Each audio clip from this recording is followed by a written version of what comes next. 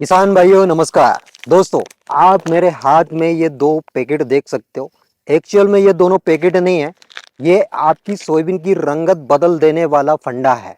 अब ये क्या है, किस स्टेज पे आपको देना है, कितनी मात्रा में देना है, ये सारी जानकारी आपको इस वीडियो के माध्यम से मैं देने वाला हूँ। भले ही आपकी फसल स्ट्रेस में हो या फिर ग्रोथ नहीं हो रही हो या फिर फ्लावरिंग कम हो रही हो, सारी चीजें आपकी एकदम परफेक्टली सुधरने वाली है। और खर्च जानकर आप चौंक जाओगे। सिर्फ और सिर्फ 100 रुपीज पर एकड़ यानी 100 रुपए पर एकड़ के हिसाब से इसका खर्च है। बस विनती एक ही है कि वीडियो को पूरा जरूर देख लेना, एक एक जानकारी लेके जाना और हर एक चीज फॉलो यदि आप करते हो तो 101% मेरी गारंटी है आपको रिजल्ट मिलेगा। और जिस उत्पादन की आप उम्मीद कर रहे हो वही उत्पादन आपको सोयाबीन की फसल से मिलने वाला है। तो चलिए दोस्तों, बिना समय गवाए वीडियो स्टार्ट करते हैं। अब ये कौन सा खाद है इसके बारे में हम बाद में जानेंगे, उससे पहले कुछ जरूरी चीजें जिनके बारे में आपको जानकारी होना चाहिए। देखिए दोस्तों, आप मेरे हाथ में सोयाबीन के दो पौधे देख सकते हो। एक पौधा जिसपे दवाई का इफेक्ट है और दूसरा पौधा जिसमें दवाई का छिड़काव नहीं किया गया है। अब यहाँ पे आप देख सकते हो, ये जो पौधा है इसकी पत्तियां एकदम स्वस्थ है। यहाँ पे नई पत्ती आ रही है वो भी एकदम स्वस्थ है। ये जो गांठें दिख रही है वो भी एकदम स्वस्थ है। अब यहाँ पे देख सकते हो, देखिए दोस्तों, अब ये जो पौधा है जिसपे हमने दवाई का छिड़काव किया, खरपतवार नाशक दवाई का छिड़काव किया, तो इसकी 3 पत्तियां ये भी जल चुकी है और जो नई पत्तियां आ रही है वो भी जल चुकी है। मतलब ये जो नई पत्तियां हैं इनको हम ग्रोथ पॉइंट बोल सकते हैं। ग्रोथ यहीं से होती है, लेकिन यही जल गई है तो यहाँ पे ग्रोथ रुक जाती है। अब ये ग्रोथ लगभग 10 से 12 दिन का समय रिकवरी में ले लेती है। 10 से 12 दिन जनरली इसमें ग्रोथ होना स्टार्ट हो जाता है। अब ये पौधा जो है स्ट्रेस में है। अब इस स्ट्रेस को दूर करने के लिए आपको कोई ना कोई माइक्रो मैक्रो न्यूट्रिएंट्स डालना ही पड़ेगा, क्योंकि सोयाबीन की फसल जो अर्ली वेराइटी है वो कितने दिन की है, लगभग 90-92 दिन की या फिर 85 दिन की हम बोल सकते हैं। 85 दिन मतलब जेएस 95-60-85 दिन में पककर तैयार हो जाता है, ब्लैक गोल्डी भी हो जाता है। ज़्यादा से ज़्यादा यदि आप फंगीसाइड कोई डालते हो तो 90 दिन का समय लेता है, इससे ज़्यादा समय नहीं लेता। अब ये जो फसल है वो लगभग 30 दिन की कंप्लीट हो चुकी है। अब इसमें 40 से 42 दिन में फ्लावरिंग स्टार्ट हो जाएगी। और अभी इस पौधे की ये कंडीशन है, क्या करोगे आप, मतलब अगर फ्लावरिंग स्टार्ट होती है तो वहां पे जिस हिसाब से हम उम्मीद कर रहे हैं उस हिसाब से इसमें ग्रोथ नहीं होगी। कोई कोई सी वेराइटी है जो फ्लावरिंग के टाइम पे ग्रोथ लेती है, लेकिन सोयाबीन की कुछ ऐसी भी वेराइटी है जो फ्लावरिंग के टाइम पे ग्रोथ नहीं लेती है, जिसमें ग्रोथ होना बंद हो जाता है, मतलब ना के बराबर ग्रोथ लेती है। तो भाई साहब, आप यदि चाहते हो कि अच्छा उत्पादन हो, अच्छी फ्लावरिंग हो, अच्छा फल लगे, तो उसके लिए जरूरी है ग्रोथ होना। अब ग्रोथ कैसे करें, देखिए दोस्तों, इसका सिंपल सा तरीका है। अब ये दोनों तरीके से हम समझने वाले हैं कि इस टाइप की यदि आपकी फसल है जिसमें पौधा स्ट्रेस पे नहीं है, आपने कुछ डाला नहीं है, दवाई का ज़्यादा इफेक्ट नहीं है, तो उसमें क्या छिड़काव करना है। और यदि आपकी फसल जरूरत से ज़्यादा जल चुकी है, पौधा स्ट्रेस में है, मतलब रिकवरी में ज़्यादा टाइम लगेगा, तो उस कंडीशन में आपको क्या छिड़काव करना है। तो दोनों टाइप से मैं आपको समझाने वाला हूँ, दोनों एक एक जानकारी देने वाला हूँ। बस वीडियो में बने रहें। वीडियो को बीच में छोड़ के जाते हो तो आप आधी अधूरी जानकारी लेके जाओगे जिसका कोई भी सेंस नहीं निकलता। तो पहले इसके बारे में हम समझते हैं, इसकी रिकवरी के लिए।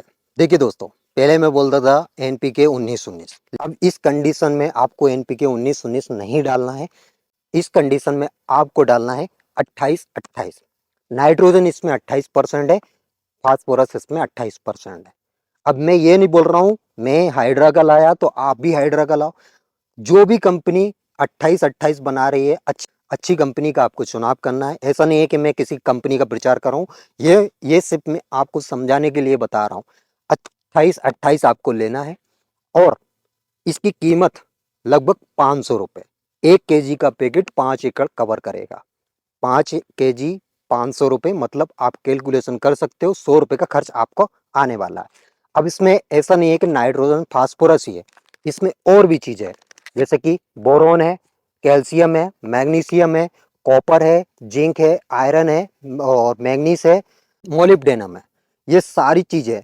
लगभग बोरॉन की अगर मात्रा की बात करें तो 500 ppm, कैल्शियम 300 ppm है, मैग्नीशियम 350 ppm है, कॉपर 300 ppm है, जिंक 350 यानी 350 ppm है, आयरन 300 ppm है, मैग्नीज ये 250 लगभग 250 ppm है और मोलिब्डेनम 110 ppm है।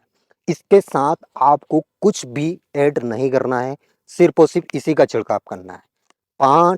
5 एकड़ के हिसाब से आपको घोल तैयार करना है और 5 एकड़ के हिसाब से आपको छिड़काव करना है। हाँ, एक चीज, चिक्कू जरूर मिला लेना। अब चिक्कू का क्या काम रहता है? चिक्कू का काम रहता है, नॉर्मली आप दवाई का छिड़काव करते हो तो जो बूंदे पत्ती पे पड़ती है तो वो जनरली नीचे चली जाती है। यदि इसके साथ चिक्कू यदि आप मिला रहे हो तो जो बूंदे पत्ती पे पड़ रही है वो पत्ती पे फैल जाएगी, वहां पे आपकी दवाई लगने का चांस 101% बढ़ जाता है। सिर्फ और सिर्फ यही काम है चिक्कू का।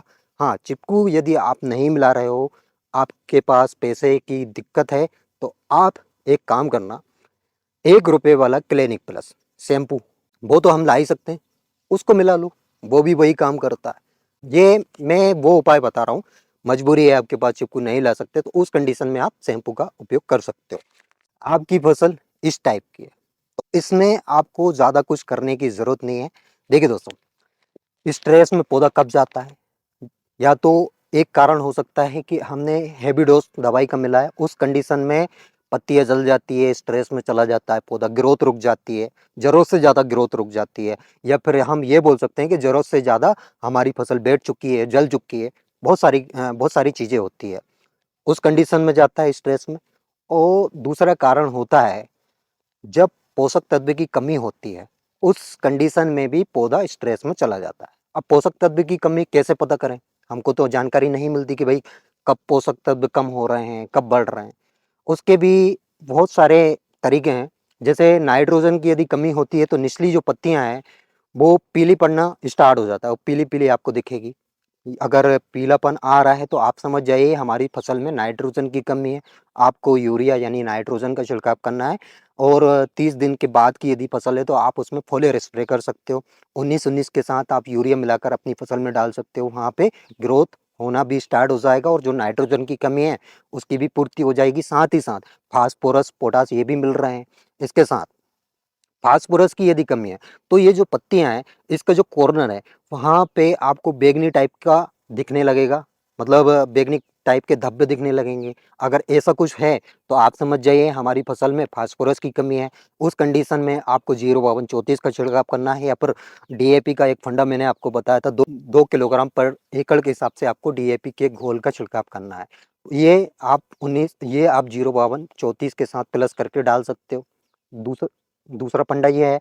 अब पोटास की कमी, पोटेशियम की कमी, पोटेशियम की कमी में क्या होता है, ये जो पत्ती है ये आपको ऐसी लगेगी कि इसके जो कॉर्नर है वो जल चुके हैं, मतलब पत्ते मुड़ने लगते हैं, जलने लगते हैं, जले जले आपको दिखेंगे। तो ऐसा कुछ लगता है तो आप समझ जाइए कि हमारी फसल में पोटेशियम की कमी है। उस कंडीशन में आपको 0-0-50 का छिड़काव करना है। ये सारे तरीके आप यदि समझ जाते हो तो ये मान लीजिए आपको किसी की सलाह लेने की ज़रूरत नहीं पड़ेगी। आप पत्ती या पौधा देखकर समझ सकते हो कि हमारी फसल में किस चीज़ की ज़रूरत है, कौन सा खाद हमको डालना है, कौन सा स्प्रे करना है, ये सारी चीज़ें समझ में आ जाती है। अब देखिए दोस्तों, इस टाइप का पौधा है तो इसमें आपको ज़्यादा कुछ करने की ज़रूरत नहीं है। हाँ, 19-19 ज़रूर आपको डालना है। 19-19 जिसमें नाइट्रोजन, फास्फोरस, पोटास सब इक्वल है और ये एकदम पानी में घुलनशील है। इसका फोलियर स्प्रे आप कर सकते हो।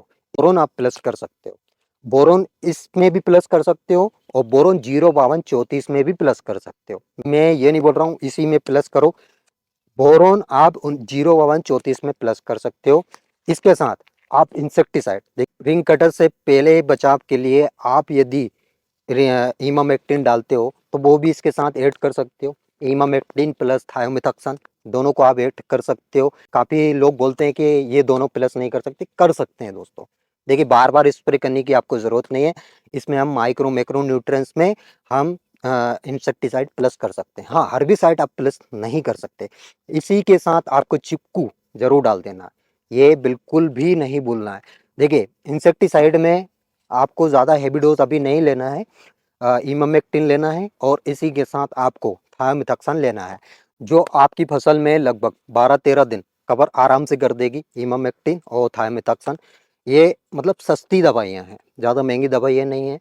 और इमामेक्टिन में आप यदि लिक्विड में छिड़काव कर रहे हैं तो 1.9 इसी में ही लेना है। बाकी आप अपने हिसाब से चुनाव कर सकते हो कंपनी कौन सी कंपनी का आपको लेना है। बोरोन की मैं बात कर रहा हूँ, देखिए दोस्तों ये माइक्रो न्यूट्रिएंट्स है। बोरोन बोरोन प्लस 19-19 इन दोनों को प्लस आपको करना है। ये बोरोन मतलब ऑप्शन में है, आप इसके साथ भी प्लस कर सकते हो, बाकी 052-34 के साथ भी प्लस कर सकते हो। बोरोन ऐसा नहीं है आपको यही कंपनी लेना। देखिए दोस्तों कंपनी पे कभी मत जाना।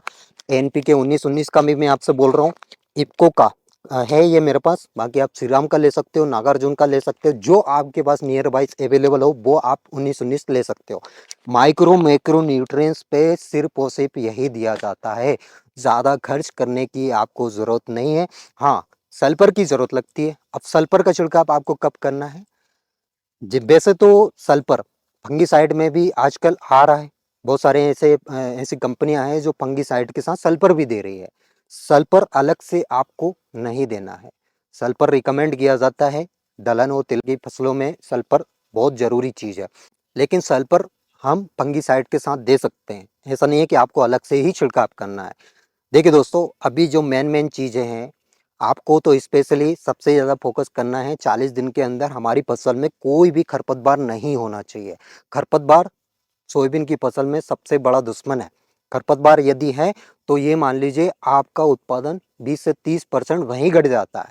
खरपतवार पे नियंत्रण कर लिया 40 दिन तक, 40 दिन के बाद आपको फोकस करना है कीट पे। मतलब इल्ली नहीं लगना चाहिए, रिंग कटर से भी काफ़ी बड़ा नुकसान होता है। मतलब जब तक हम दवाई का छिड़काव करते हैं तब तक रिंग कटर से जो नुकसान होता है वो 15 से 20% हो चुका होता है। लेकिन इससे पहले यदि आप छिड़काव कर रहे हो तो जो 15 से 20% नुकसान हो रहा है वो नहीं होगा। इसके बाद फ्लोवरिंग के बाद तो आपको ज़्यादा फोकस पोटास पे करना है। पोटास क्या करता है? सोयाबीन के दाने का साइज बढ़ाता है, उसमें चमक बढ़ाता है। ये सारी चीज़ें आपको समझना पड़ेगा। स्टेप बाय स्टेप मैं आपको बताता जाऊँगा कि भैया 052-34 का छिड़काव कब करना है, 0050 का छिड़काव कब करना है। इसमें हमारे किसान भाई सबसे ज़्यादा कन्फ्यूज़ रहते हैं। अभी मैंने देखा है हमारे किसान भाइयों को तरह-तरह के टॉनिक लाकर छिड़काव कर रहे हैं। देखिए दोस्तों टॉनिक में भी वही चीज़ें मिलती है जो मैं आपको बता रहा हूँ। ये सबसे सस्ते फंडे में आपको बता रहा हूँ, इनके खर्च ज़्यादा नहीं है। लगभग अगर 19-19 का देखा जाए तो 200 रुपये, 150 रुपया, 150 रुपये, 200 रुपये, इससे ज़्यादा खर्च नहीं होता है। और जो मैं 28-28 का बता रहा हूँ वो 5 एकड़ 1 केजी जा रहा है, उसमें भी 100 रुपये का खर्च पड़ रहा है। तो 100 रुपये के हिसाब से उसका रिजल्ट काफ़ी बढ़िया है। आप महंगे प्रोडक्ट डालते हो, रिजल्ट नहीं मिलेंगे, और रिजल्ट मिल भी रहे हैं तो उसी हिसाब से मिल रहा है जो रिजल्ट हम सस्ते में देख रहे हैं वही रिजल्ट आप महंगे में जा रहे हो। तो इतना खर्च करने की आपको ज़रूरत नहीं है दोस्तों। कम खर्च में ज़्यादा मुनाफा यही हमारा टारगेट है, और इस पे हम हर संभव प्रयास भी कर रहे हैं, कोशिश भी कर रहे हैं। हमारे जो प्रैक्टिकल है वो मैं आपको बता रहा हूँ। मतलब जो चीज़ें मैं प्रैक्टिकल करता हूँ वही चीज़ें मैं आपको बताता हूँ कि भैया इसके ये फ़ायदे हैं, इसके वो फ़ायदे हैं। आप इसका छिड़काव अपनी फसल में कर सकते हो।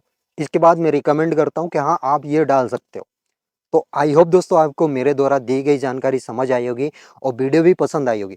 वीडियो अगर अच्छी लगी हो तो एक लाइक ज़रूर कर दीजिएगा, और जो किसान भाई इस चैनल पे पहली बार आए हैं, अभी तक चैनल को सब्सक्राइब नहीं किया, तो सबसे पहला काम चैनल को सब्सक्राइब कर लीजिए। साइड में जो बेल आइकन है उसको दबा लें, ताकि सोयाबीन से रिलेटेड जानकारी आपको समय-समय पे तुरंत मिल सके। तो आज के लिए इतना ही काफ़ी है, मिलते हैं नेक्स्ट वीडियो में नेक्स्ट टॉपिक के साथ। तब तक के लिए tata, bye bye, take care, अपना ख्याल रखिएगा। जय राम जी की।